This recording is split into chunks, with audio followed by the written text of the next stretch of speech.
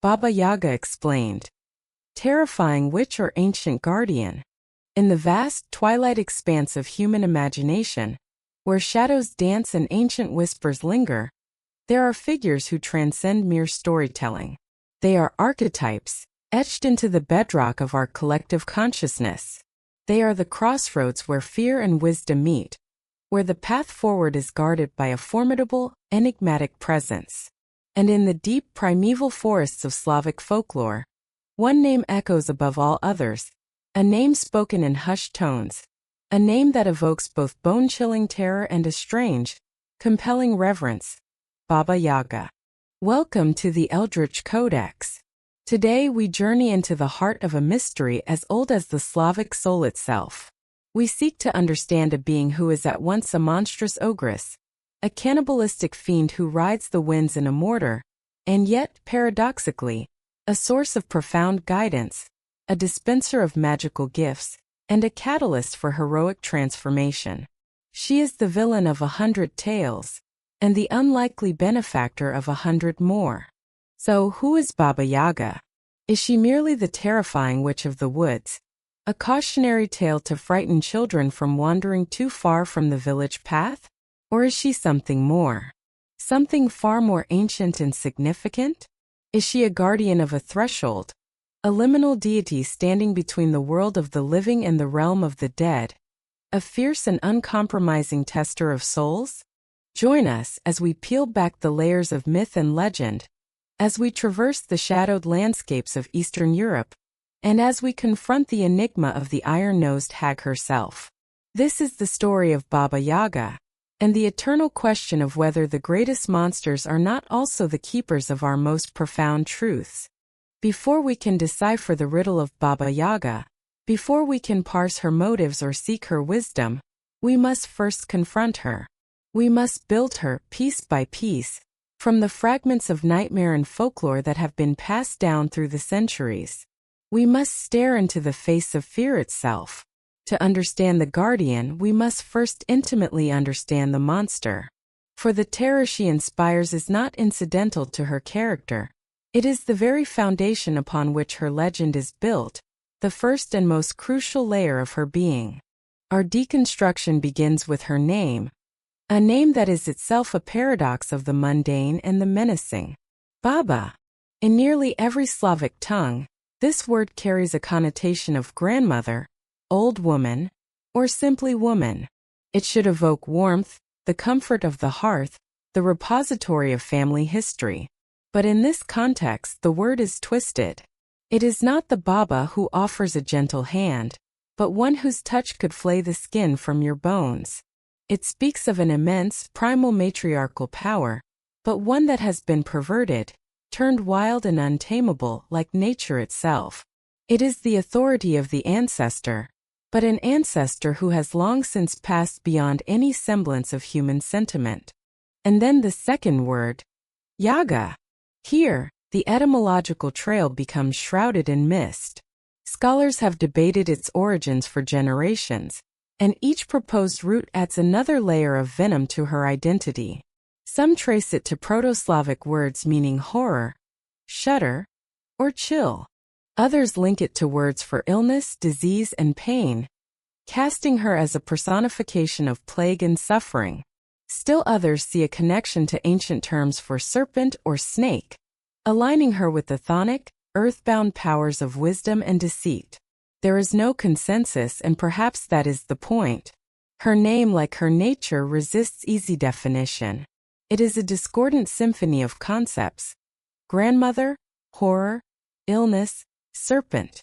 The name itself is a warning, a portent of the multifaceted terror that is to follow. With her name echoing in our minds, let us now dare to look upon her form. The tales are remarkably consistent in their descriptions, painting a portrait of grotesque antiquity. Baba Yaga is old. Not merely old in the way a human being is old, with wrinkles and gray hair. She is impossibly, unnaturally ancient. Her age is not measured in years but in epochs. Her face is a terrifying roadmap of deep-set wrinkles, a parchment of skin stretched taut over bone, her back perpetually stooped and bent, as if carrying the weight of all the ages. But it is the details of this form that lodge themselves in the mind like splinters of ice. Chief among them is her nose. It is not a nose of flesh and cartilage. The stories repeatedly, chillingly, describe it as being made of iron, a long, sharp, cruel proboscis that curves down like a beak. In some tales, it is so unnaturally long that when she lies sleeping in her hut, her nose grows to touch the ceiling, a grotesque and invasive image of her very essence penetrating the space around her. This iron nose is not for breathing the common air. Its purpose is far more sinister. It is an instrument of predation. With it she sniffs out her prey, detecting the Russian smell, the scent of the living, the scent of humanity from miles away. It is the antenna of a monstrous insect, a tool that marks any mortal in her domain as quarry. From the nose we move to the mouth, and the horror only deepens. Her teeth, like her nose, are often described as being made of iron. They are not the blunt teeth of a human, but sharpened, formidable blades. Some tales describe them as a fence of iron stakes within her mouth. They are a macabre mill designed for one gruesome purpose, to grind the bones of those she catches.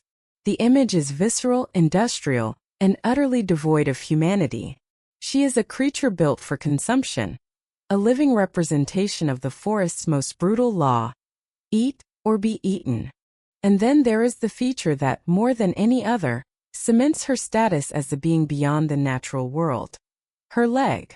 The tales consistently speak of Baba Yaga as having a bony leg, kostyanaya noga. This is not simply a lame leg or a prosthetic.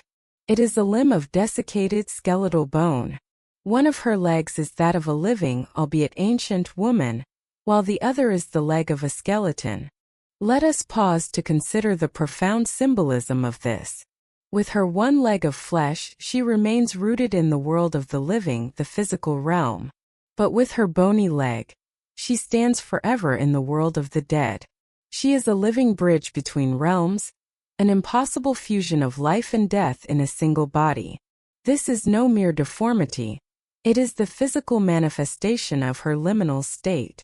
Every step she takes is a step in two worlds at once. She is an ambassador of the afterlife, a walking, breathing embodiment of the threshold between what is and what is to come. The bony leg is a constant, grisly artifact, a reminder that to deal with Baba Yaga is to deal with the powers of the grave itself. Having constructed her terrifying physical form, we must now examine how such a creature moves through the world. For Baba Yaga's locomotion is as bizarre and unnatural as her anatomy. She does not walk on her mismatched legs, nor does she ride a horse or a simple broomstick in the style of her Western counterparts. Her method of travel is a chaotic, clattering spectacle of industrial magic. She flies, propelled through the air and across the forest floor in a giant cast-iron mortar. This is a vessel of grinding and transformation, a tool used to pulverize grain or herbs, here repurposed as a chariot of percussive force. She does not stand gracefully within it. She crouches, a malevolent pestle in her own right. To steer this strange craft, she rows not with an oar, but with the pestle that is the mortar's partner, using it to push against the winds or to pull along the ground. And in her other hand she wields a broom. But this is not for flight. This is a broom of silver birch, and with it, she sweeps away her tracks as she moves. This single detail is a masterstroke of folkloric imagination. It ensures that she is a being of mystery, a force that leaves no trace. She cannot be followed. Her path is erased from the world the moment she passes. She is a secret that the forest keeps, her comings and goings known only to herself.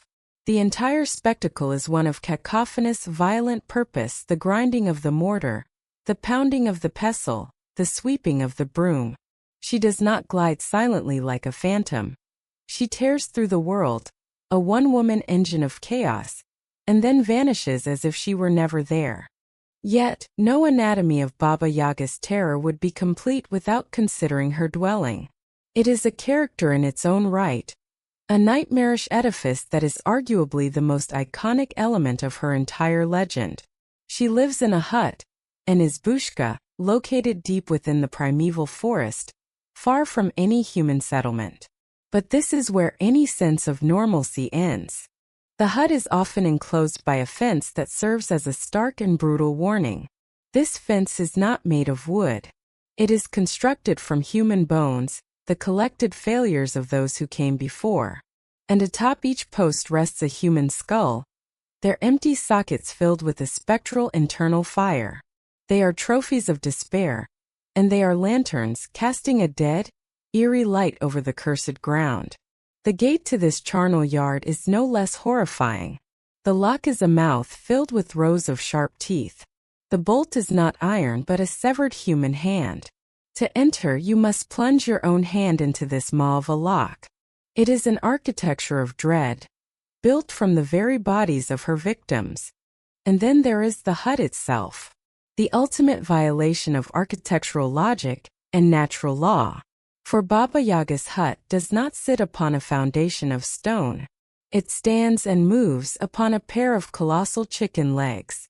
The image is at once absurd and deeply unsettling.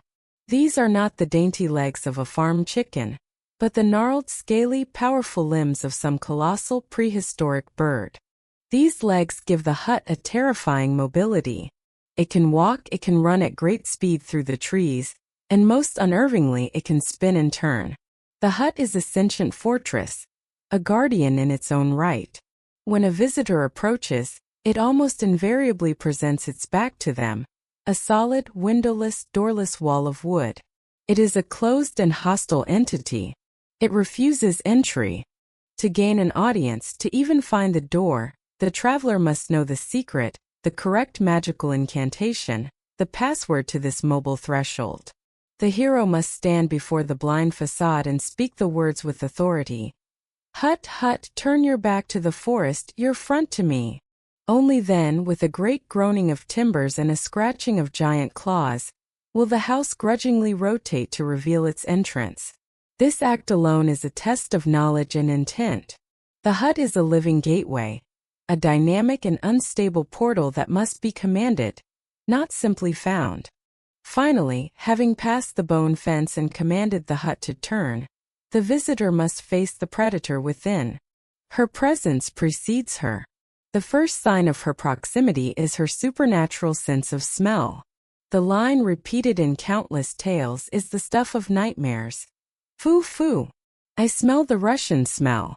Foo foo ruskim dukim paknet. It is the declaration of the predator who has scented its prey. The Russian smell is the smell of the living, the smell of the mortal world, a trespass upon her domain, which is inextricably linked to the dead. When she speaks, her voice is not that of a frail old woman. It is said to sound like the grinding of stones or the creaking of iron. And her intentions are never veiled in subtlety.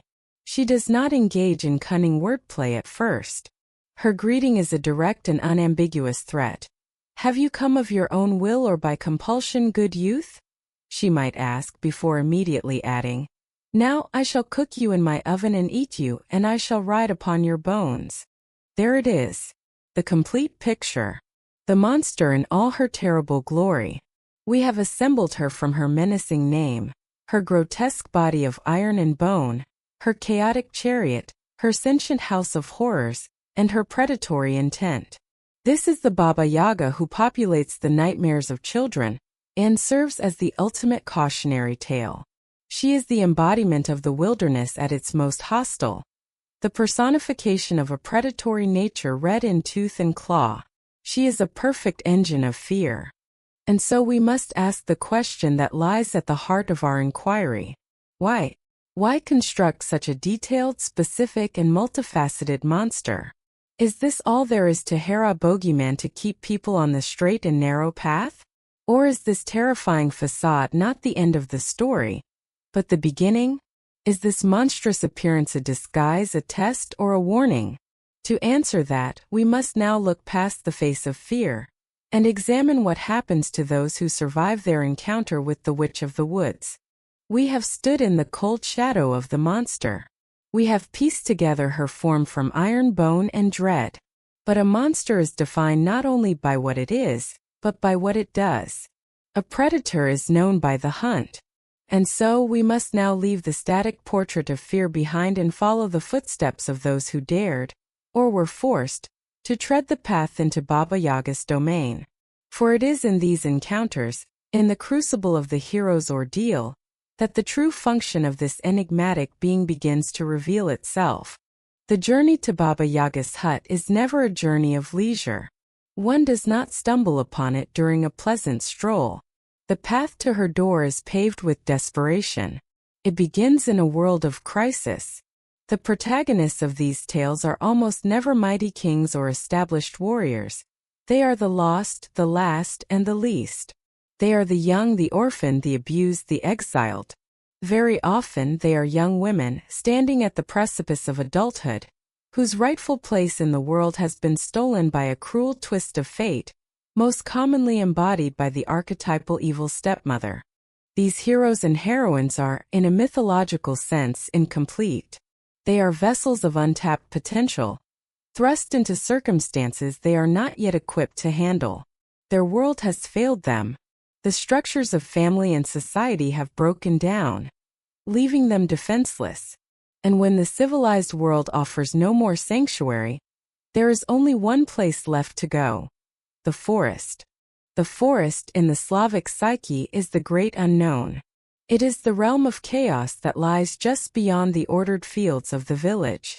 It is a place of profound danger, of wolves and trackless wastes, but it is also a place of immense power, a place where the old rules of man give way to older, more primal laws. And it is here, in this liminal world between safety and oblivion, that the path inevitably leads to the turning hut of Baba Yaga. To truly understand the anatomy of this ordeal, we must immerse ourselves in what is perhaps the most quintessential of all Baba Yaga tales, the story known as Vasilisa the Beautiful. It serves as a near-perfect blueprint for her mythological function, a masterclass in the terrifying transformation she offers. Our tale begins not with a hero but with the victim. Vasilisa is a young girl of great beauty and kindness, living under the tyranny of her wicked stepmother and two equally cruel stepsisters. They envy her beauty and despise her gentle nature. Her only solace, her only link to a happier past, is a small wooden doll, a final gift from her dying mother. This doll is no mere toy. It is a vessel of ancestral wisdom, a conduit for matrilineal intuition. Her mother's final words were a charge: "Keep this doll with you always. Tell no one of it. When you are in trouble, give it a little to eat and a little to drink, and ask its advice." This doll is the story's secret heart, the guiding light that the hero must learn to trust. The crisis arrives, as it so often does, disguised as a mundane domestic problem. One evening, the stepmother extinguishes every fire in the house. She then turns to Vasilisa, her voice dripping with false concern, and declares that they need light. But the only source of fire nearby, she claims, is at the home of her neighbor Baba Yaga. She commands Vasilisa to go to the witch's hut and borrow an ember. Let us be clear. This is a death sentence. The stepmother is not sending Vasilisa on an errand. She is sending her to be devoured. The extinguishing of the fire is symbolic. The hearth is the heart of the home, a symbol of safety, community, and life. By plunging the house into darkness, the stepmother has symbolically killed the home. Vasilisa is being cast out from a dead world into the lethal wilderness, on a quest for the very spark of life itself. Terrified but obedient, Vasilisa first consults her doll. After feeding it a crumb of bread and a drop of water, the doll's eyes begin to glow. It comforts her, saying, "Do not be afraid, little mother. Go where you are sent. Only keep me with you always. With me, no harm will come to you at Baba Yaga's." Bolstered by this mystical assurance, Vasilisa sets out. The journey itself is a descent into a supernatural reality. As she walks, the forest grows deeper and darker. The familiar world recedes. Then a strange sight. A horseman dressed all in white, riding a white horse with white trappings, gallops past her. And as he passes, the dawn breaks. The forest is illuminated in the pale morning light. She continues, and as dusk begins to fall, a second figure appears. A rider dressed all in red on a red horse with red trappings. As he passes, the sun rises, bathing the world in its fiery glow. The journey continues into the deepest night, where a third and final horseman emerges from the shadows. A rider dressed in black, on a black horse with black trappings. He gallops past Vasilisa, and with his passing, absolute night descends. The world is plunged into an impenetrable darkness, lit only by a new horrifying light source ahead. Vasilisa has arrived. Before her stands the fence of human bones, the skulls atop it burning with an inner fire, casting a ghastly, shifting light on the scene. The gate, a jawbone lock, clicks and clatters, and there in the clearing stands the hut on its colossal chicken legs, spinning slowly, ominously. Vasilisa is frozen with terror, but the words of her doll echo in her mind. She takes a breath and, summoning a courage she did not know she possessed, she speaks the ancient formula. Hut, hut, turn your back to the forest, your front to me. The effect is instantaneous and terrifying. With a sound like grinding thunder and creaking bones, the house ceases its spinning and turns to face her, its door now visible like an open mouth. A moment later, the air itself seems to tremble with a violent rushing sound. The trees bend and groan as Baba Yaga comes flying home, riding in her mortar, rowing with her pestle, and sweeping away her tracks with her broom. She lands with a jolt and stomps toward the gate. And then comes the famous dreaded cry, the olfactory declaration of the predator. Foo, foo! I smell the Russian smell. Who is here? Vasilisa, trembling, steps forward from the shadows. She bows low and speaks with a meekness born of terror.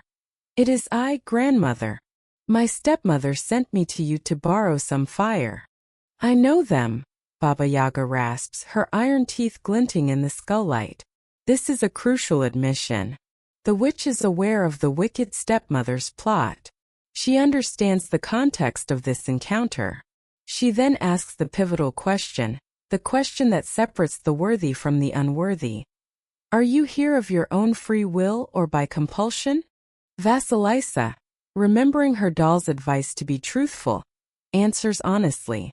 By compulsion, grandmother. My stepmother sent me. This is the correct answer. Honesty and humility. It is this that stays Baba Yaga's hand. The witch does not immediately throw her in the oven. Instead, a grim bargain is struck. Very well, the old hag snarls. You will stay with me and work for me. If you do everything I ask, you shall have your fire. But if you fail even one task, then I shall eat you. And so the ordeal begins. The next day, Baba Yaga presents Vasilisa with the first of her impossible labors. She points to a vast courtyard, filled with the mountain of wheat. I am going out, she says, and by the time I return, you are to have cleaned every single grain of this wheat. And I want you to pick out all the black specks and wild vetch. If it is not done, I will eat you. Vasilisa is left alone. She looks at the mountain of grain, an ocean of work that would take 100 people a year to complete. She bursts into tears, her situation utterly hopeless. But then she remembers her doll. She takes it out, feeds it, and tells it of her impossible task. The doll replies, Do not weep, little mother. The morning is wiser than the evening. Eat your supper and go to sleep. Vasilisa obeys. She trusts the wisdom of her mysterious helper. When she awakens the next morning, the monumental task is complete.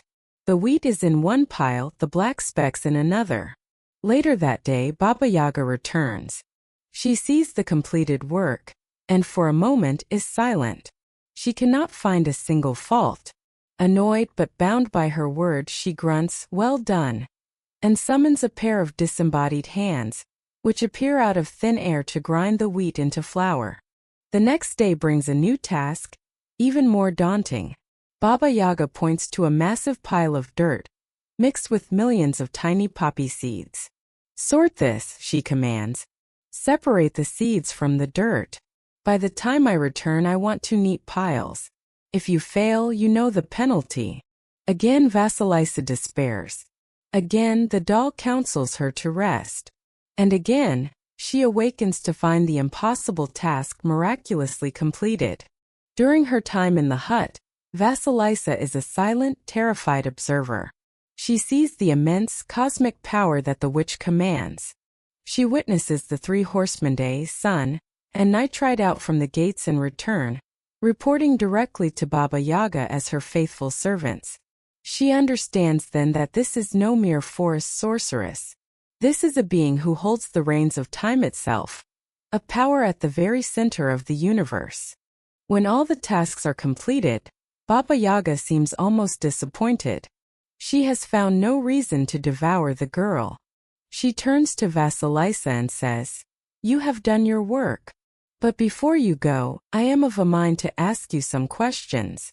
But before she can, Vasilisa, remembering a final piece of wisdom from her doll, quickly says, "Grandmother, may I ask you some questions instead?" Baba Yaga, intrigued, agrees. Vasilisa asks about the three horsemen she saw. The witch explains willingly. "The white one is my servant, the bright day.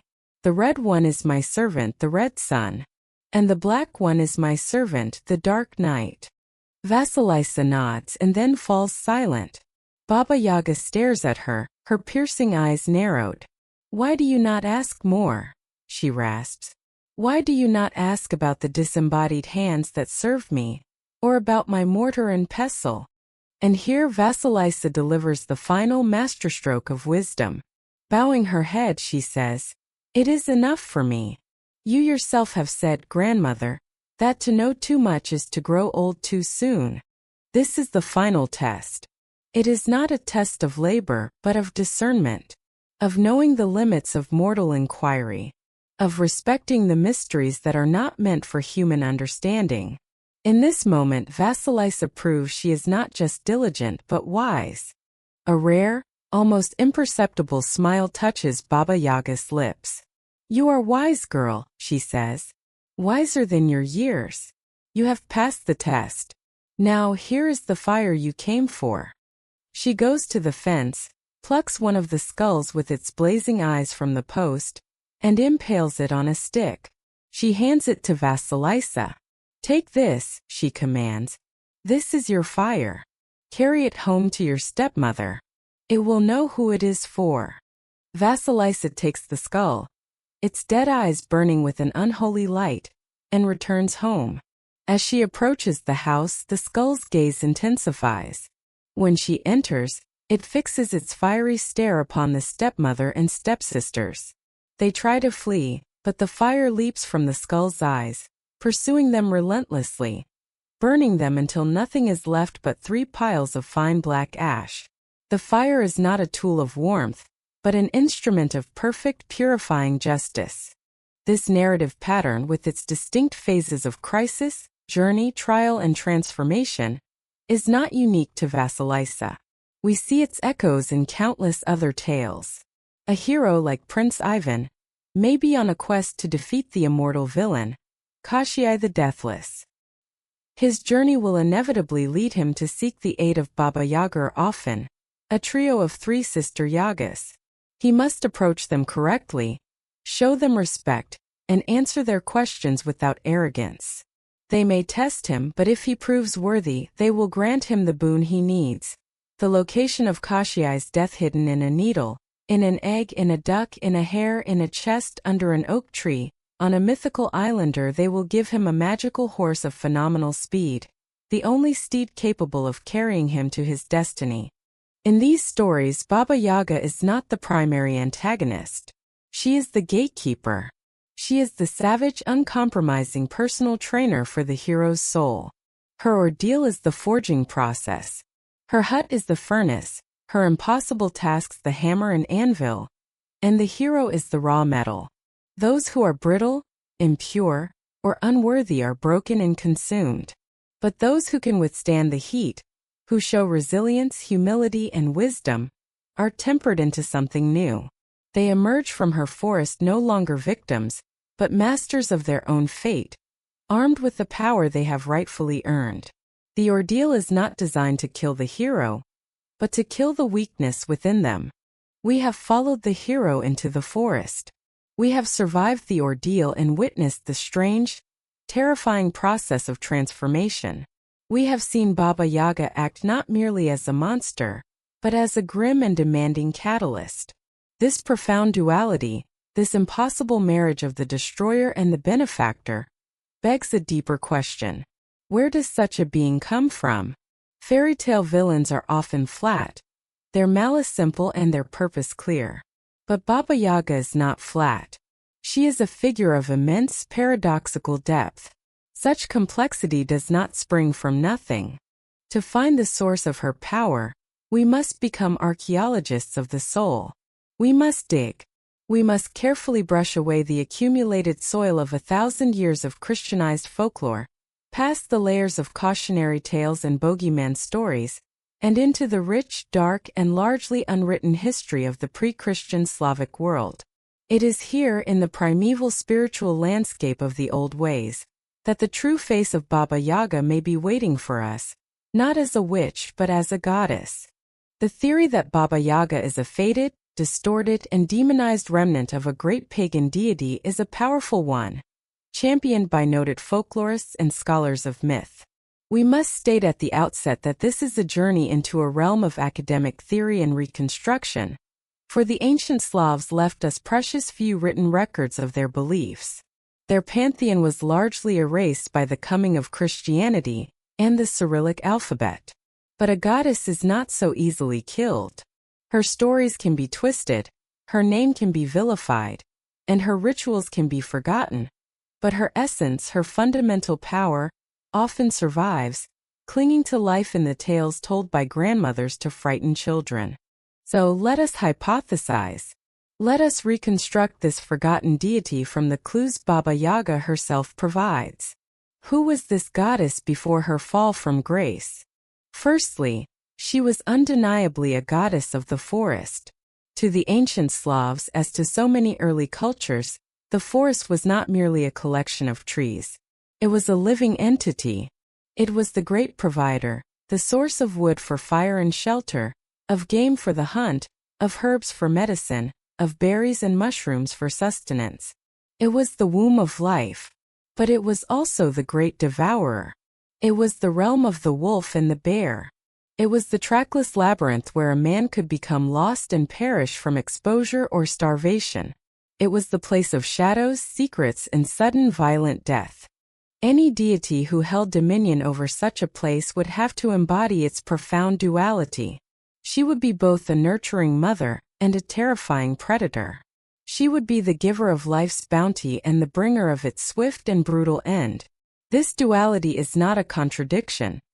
It is a perfect reflection of the natural world in its untamed state. And this divine paradox maps perfectly onto the Baba Yaga of the folktales, who can offer a magical, life-saving horse with one hand, while threatening to cook you in her oven with the other. The fear she inspires is the primal awe one feels for the immense, impartial, and dangerous power of the wilderness itself. Building on this foundation, we can see the clear outlines of a chthonic deity, goddess of the earth, but more specifically, of the underworld. She is a figure inextricably linked to the cycles of death and regeneration. Let us re-examine her most terrifying attributes, but this time, through the lens of divine symbolism. Consider again her bony leg, the Kostianea noga. In a simple horror story, this is a grotesque deformity, but in a mythological context, it is a profound statement of her domain. The leg of bone is her anchor in the realm of the dead. She is a goddess who literally stands with one foot in the world of the living and one in the land of the ancestors. She is the eternal bridge, the being who can traverse the ultimate boundary. This isn't a sign of infirmity. It is the mark of her divine office as a psychopomp, a guide of souls. Now look to her hut. The fence of human bones and the burning skulls are not merely the gruesome decorations of a cannibal. They are the sacred, terrifying boundary markers of the underworld. This is not just a witch's house. It is the entrance to the land of the dead. The skulls are the eternal flames of a chthonic shrine, a stark and honest advertisement of the realm she governs. When Vasilisa or Prince Ivan approach this fence, they are not just entering a clearing in the woods. They are performing a symbolic crossing over, leaving the mortal world behind to enter a sacred, supernatural space where the laws of life and death are fluid.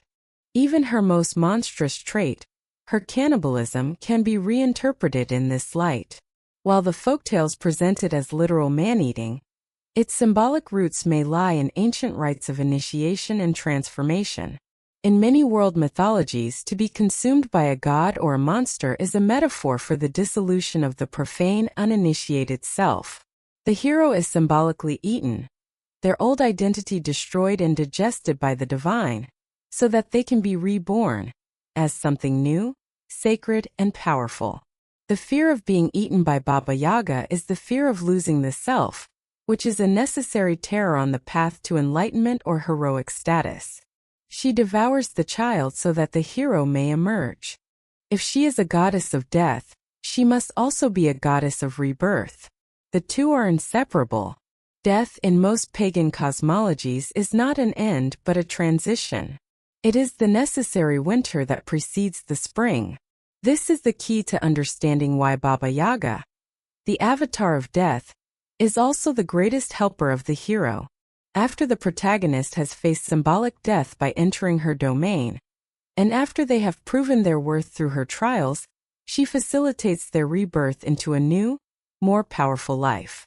She provides the boon, the magical gift that allows them to overcome their former powerlessness.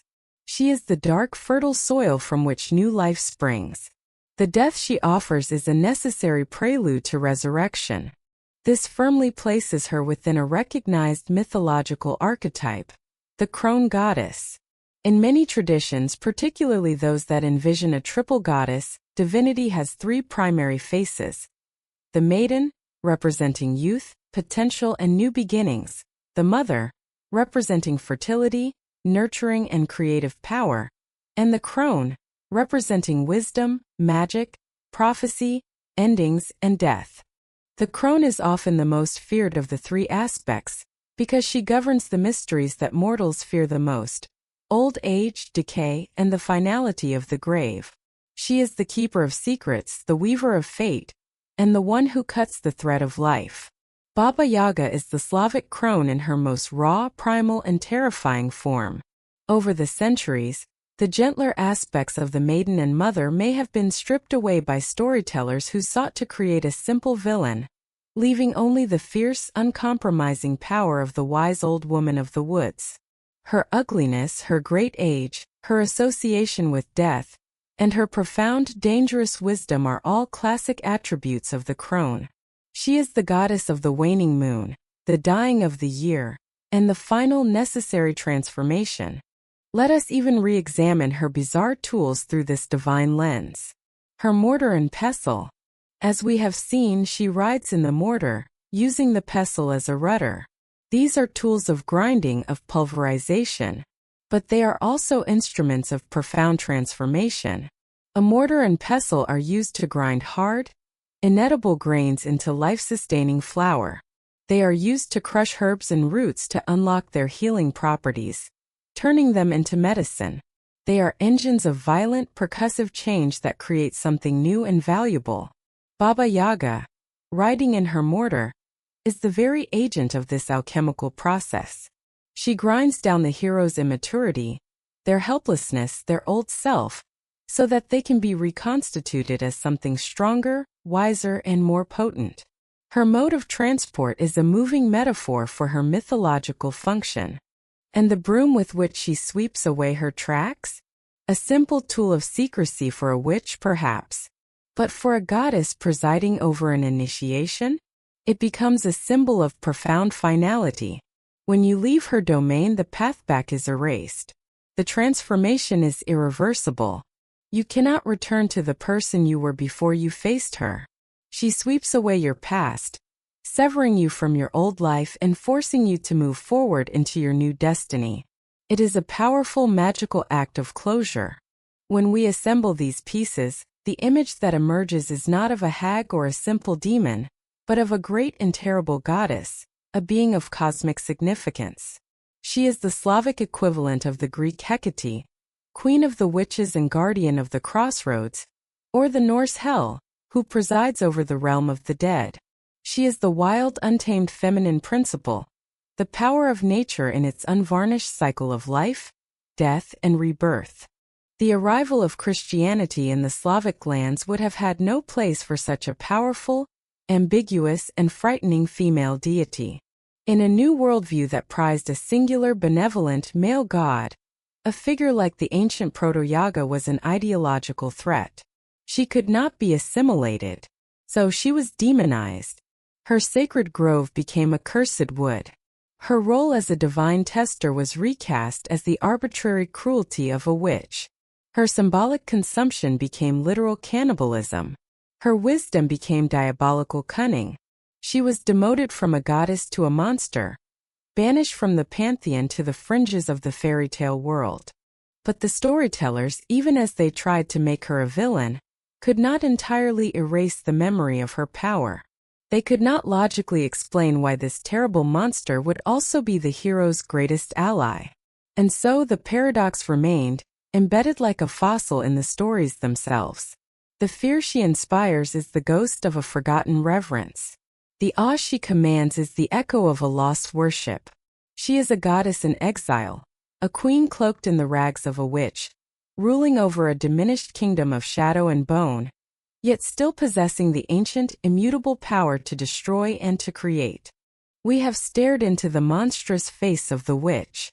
We have walked with the hero through her terrifying ordeal.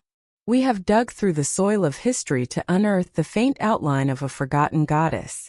Each of these facets, the monster, the tester, the divinity, is a crucial piece of the puzzle.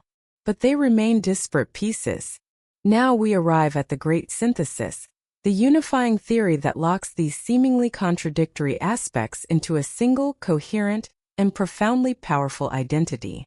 To do this, we must introduce a concept from the study of myth and ritual, a word that perfectly encapsulates the strange office of Baba Yaga.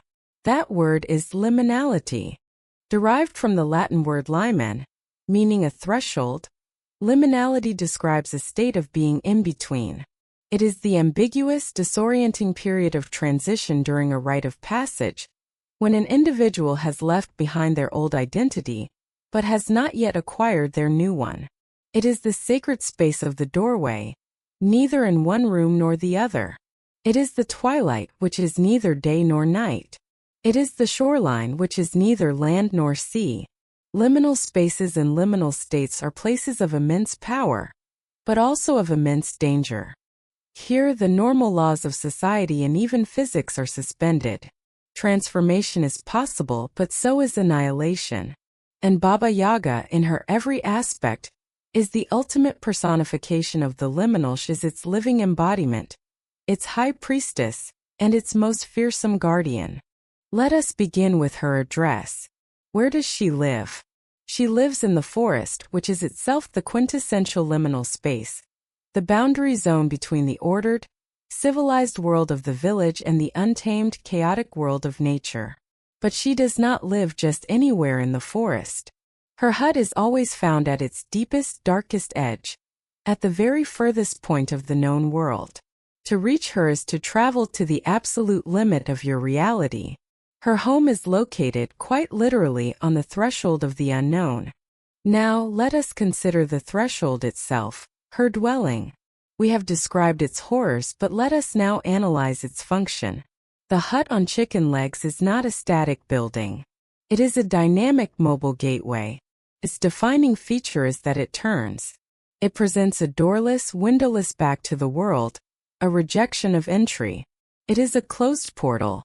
Only by speaking the correct formula, hut, hut, turn your back to the forest, your front to me, can the threshold be activated. This is not merely opening a door.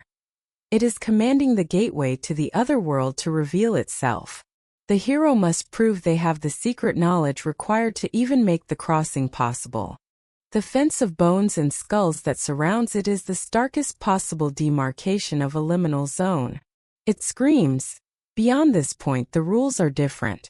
Beyond this point is the realm of death. It is the sacred and terrible boundary wall between the land of the living and the domain she governs.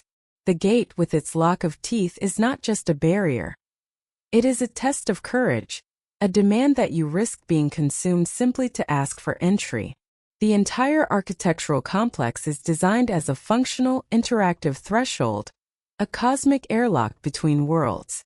And who is the keeper of this volatile gateway? It is a being who is herself the epitome of liminality. We look again to her bony leg. This is not just a macabre detail. It is the physical manifestation of her office. With 1 foot of flesh and 1 of bone, she is eternally poised between life and death.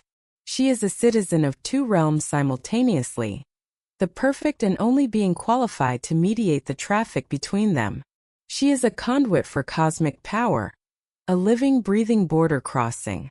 This understanding of Baba Yaga as a liminal guardian completely reframes her actions. Her initial, terrifying hostility is not simple malice. It is the essential first function of a gatekeeper. It is a magical and psychological filter, a terrifying mask designed to frighten away the foolish, the arrogant, the timid, and the unprepared. The threshold she guards is so potent, the knowledge and power beyond it so dangerous, that it cannot be approached by just anyone. Her terrifying appearance and threats are the first and most important test. If a hero is scared away by the mere look of her, they were never worthy of what lay beyond. If the hero passes this first test of courage, they face the second, the ordeal of the impossible tasks. From a liminal perspective, these are not the cruel chores of a slave driver. They are the ritual trials of an initiate, performed within the sacred, transformative space of the threshold itself. Think of Vasilisa sorting the poppy seeds from the dirt. This is a task of discernment, of bringing order to chaos, of learning to separate the valuable from the worthless. It is a psychic and spiritual exercise disguised as manual labor. By completing these tasks, the hero is not just earning their keep. They are being fundamentally changed, purified, and prepared for the next stage of their journey. They are being made worthy of the crossing. Only after the hero has proven their courage, their humility, their diligence, and their wisdom does the guardian's true purpose reveal itself. She grants them passage, but more than that, she equips them for the world beyond the threshold. And here we see another crucial aspect of her role. Baba Yaga rarely, if ever, solves the hero's ultimate problem for them. She is not a rescuer. She is an enabler. She is a bestower of tools. She gives Vasilisa the flaming skull, a tool of divine justice, but Vasilisa must be the one to carry it home and wield its power. She gives Prince Ivan the magical horse that can outrun the wind, but he must be the one to ride it into battle against Kashii. She gives the hero the secret knowledge of the villain's weakness, but the hero must be the one to act on that knowledge. Her aid is a transference of power, a magical boon that has been earned through the liminal ordeal. The hero leaves her hut not as the helpless victim who entered it, but as an empowered agent of their own destiny. This entire framework also maps perfectly onto a psychological journey. The dark forest can be seen as the untamed wilderness of the human subconscious. The journey to Baba Yaga's hut is then a journey inward, to confront the deepest, most hidden parts of ourselves. In this reading, Baba Yaga becomes a powerful archetype of what Carl Jung called the shadow self, the parts of our personality that we repress and fear, the darkness within us that holds surprising power and wisdom. To confront her is to confront our own capacity for rage, our mortality, our deepest fears. Her impossible tasks become metaphors for the difficult inner work of self-realization. Sorting the seeds is sorting through our own chaotic thoughts and emotions. Her terrifying presence is the fear we feel when we truly look at ourselves, warts and all. By facing this inner guardian, by respecting her power and completing the tasks of self-reflection and growth, we can unlock our own latent potential. The magical gift she gives us is a newfound self-awareness, a resilience, a personal power that allows us to return to the world and destroy the wicked stepmothers, the external and internal forces of our own oppression. And so, we arrive at the final clarifying answer to our central question.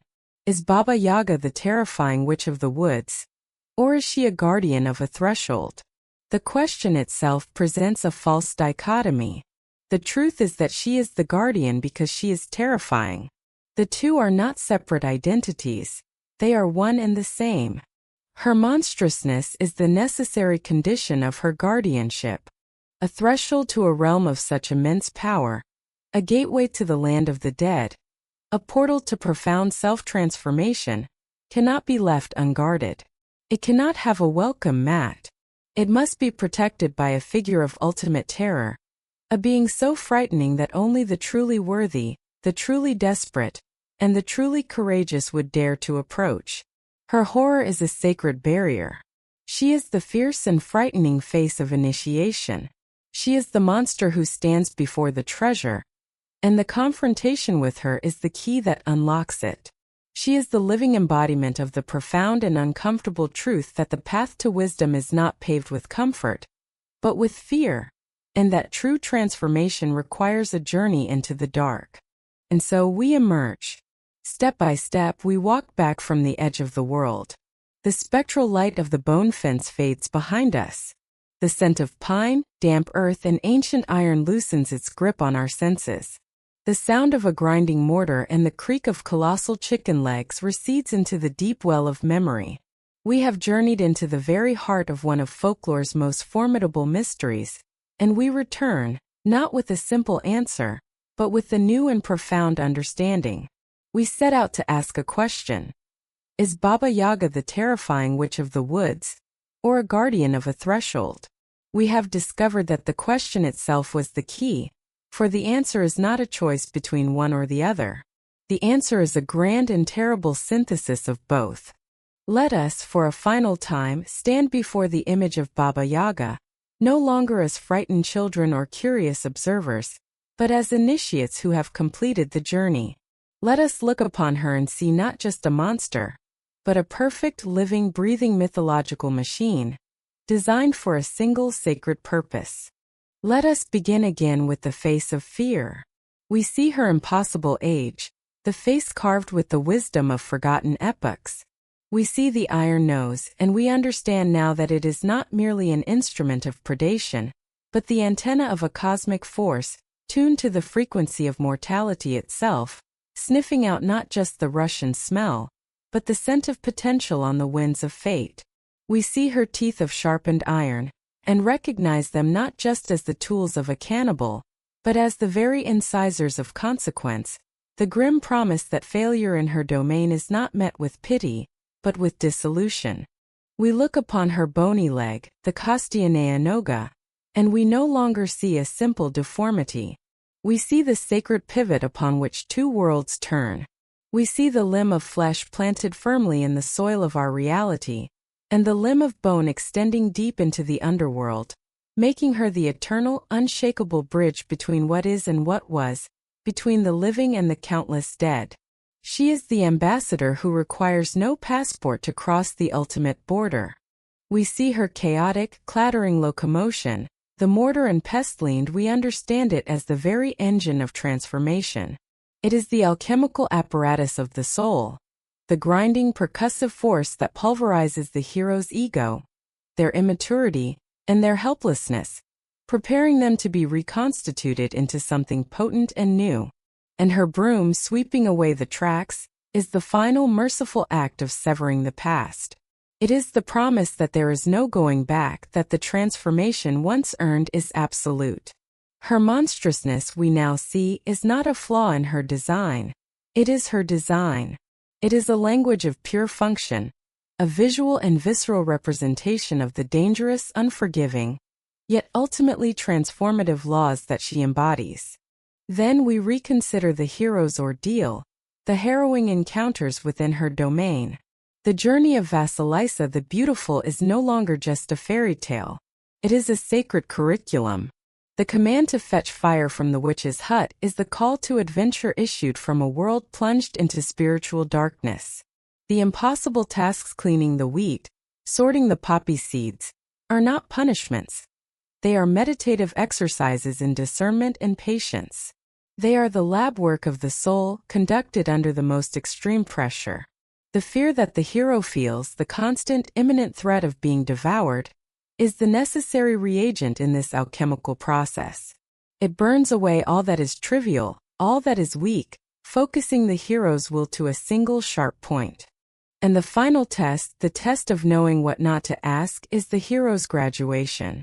It is the demonstration that they have learned the most profound wisdom of all, that some powers are not to be trifled with, that some mysteries are not meant for mortal minds, and that true wisdom lies not in knowing everything, but in understanding the limits of your own knowledge.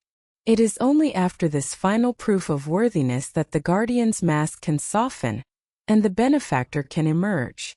The gift she gives, the flaming skull, the magical horse, the secret knowledge, is not a prize. It is a diploma. It is the certification that the hero is now ready to wield a power that would have destroyed them at the beginning of their journey. We have also seen the shadow of the ancient goddess lingering behind the witch's grim facade. We have understood that Baba Yaga is likely a goddess in exile, a powerful pagan deity of death and regeneration who was too wild, too female, and too terrifying to be incorporated into a new religious order. She was cast down, her name blackened, her sacred duties recast as monstrous appetites. But this demotion was ultimately a failure, because the storytellers could not erase her core function without destroying the stories themselves. The paradox of the monster who helps the hero is the fossil left in the narrative amber, the undeniable proof of her former, more complex glory. She is a monument to a worldview where death was not an enemy to be vanquished, but a necessary and respected part of the great cycle, a dark and fertile soil from which all new life must spring. And all of these threads, the monster, the ordeal, the goddess, weave themselves together into the final, unified tapestry of the guardian of the threshold. This is her true name and her ultimate office. She is the living embodiment of the liminal space. Her hut is the doorway between worlds, and she is its unwavering keeper. Her purpose is not to spread evil, but to maintain a sacred cosmic boundary. Her role is to test, to filter, to assay the quality of every soul that seeks passage. The terror she inspires is therefore not a bug, but a feature. It is the most crucial element of her guardianship. A gateway of such profound consequence cannot be left open for any fool to wander through. It must be protected by a fearsome challenge, a presence so dreadful that it acts as a spiritual and psychological deterrent to all but the most worthy. The skulls on her fence are not just trophies, they are the failed applicants, a testament to the fact that the trial is real and the stakes are absolute. She is the ultimate arbiter, judging not on a scale of good and evil, but on an older, more primal scale of courage, respect, diligence, and wisdom. The paradox is resolved. She is terrifying because she is a guardian. She is a monster because she protects a sacred treasure. The Witch of the Woods and the Guardian of the Threshold are, and have always been, one and the same. But what does this ancient, bony-legged figure have to say to us now? We who live in a world of electric light and satellite maps. A world that has done its very best to tame the wilderness and pave over the dark forests. Does she have a place? We would argue that her relevance has never been greater. For the dark forest she inhabits is not just a physical place. It is a state of being. The dark forest is any great and terrifying transition in our lives. It is the loss of a loved one, the shattering end of a relationship, the frightening uncertainty of a career change. It is the lonely struggle with addiction, the disorienting fog of depression, or the daunting blank page of a great creative project. These are the modern wildernesses where we find ourselves lost, exiled from the comfort of our known world. And in the heart of each of these forests, a version of Baba Yaga's hut awaits. It is the point of no return. It is the moment we must finally confront the central terrifying truth of our situation. To knock on that door is to commit to the ordeal, to face the very thing we fear the most. The Baba Yaga we meet there is our own inner guardian, our shadow self. She is the voice that whispers our deepest insecurities. She threatens to devour us with despair and self-doubt. And she presents us with our own impossible tasks. To the grieving, the task may be to sort the countless memories of a lost loved one, separating the joy from the pain until one can live with both. To the addict, it is the monumental task of resisting a craving that feels as vast as a mountain of wheat. To the artist, it is the challenge of wrestling chaotic inspiration into a coherent form. To survive this modern ordeal, we must use the same tools as Vasilisa. We must have courage. We must be honest with ourselves about our fears and our failings.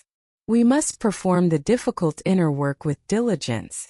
And we must consult our own magical doll, that quiet, intuitive voice of our deepest self, the ancestral wisdom that resides within us if we only have the quietude and respect to listen to it. If we can do this, if we can endure the trial and show respect for the power of our own inner darkness, then the guardian's face softens. The shadow self ceases to be an enemy and becomes an ally. It bestows upon us its own magical gift. The fire of a newfound resilience, the wisdom forged in suffering, the agency to return to our lives and burn down the oppressive structures of our old reality. We emerge from the forest of our crisis not just having survived, but having been fundamentally, irrevocably transformed. Baba Yaga teaches us that the greatest strength is born in our deepest wounds, and that the key to our own liberation is often held in the hands of the very monster we are most afraid to face. She is the eternal constant, the primordial challenger. She is the keeper of the crossroads between who we are and who we could become. Her stories have survived for centuries, not just because they are frightening, but because they are true. They speak a deep and abiding truth about the nature of growth, the necessity of ordeal, and the savage beauty of transformation. She is not a problem to be solved. She is a process to be survived. She is the fierce, bony-legged, iron-toothed goddess of the difficult path, and her message echoes down to us through the ages, that only by facing the darkness can we ever truly earn the light. Thank you for joining us on this journey into the heart of folklore at the Eldritch Codex. The stories of our ancestors are not mere entertainments. They are maps of the human soul, and figures like Baba Yaga are the ancient landmarks that still show us the way. If you wish to continue exploring these mysteries that lie at the very edge of our understanding, please consider subscribing to our channel and activating the notification bell, so you do not miss our future investigations. We invite you to share your own thoughts on Baba Yaga in the comments below. Is she a fallen goddess? A psychological archetype? Or have you heard a local version of her tale that sheds a different light on her nature? The conversation is now yours to continue. Until we meet again for our next journey into the shadows, walk carefully through the deep woods. You never know whose hut you might find.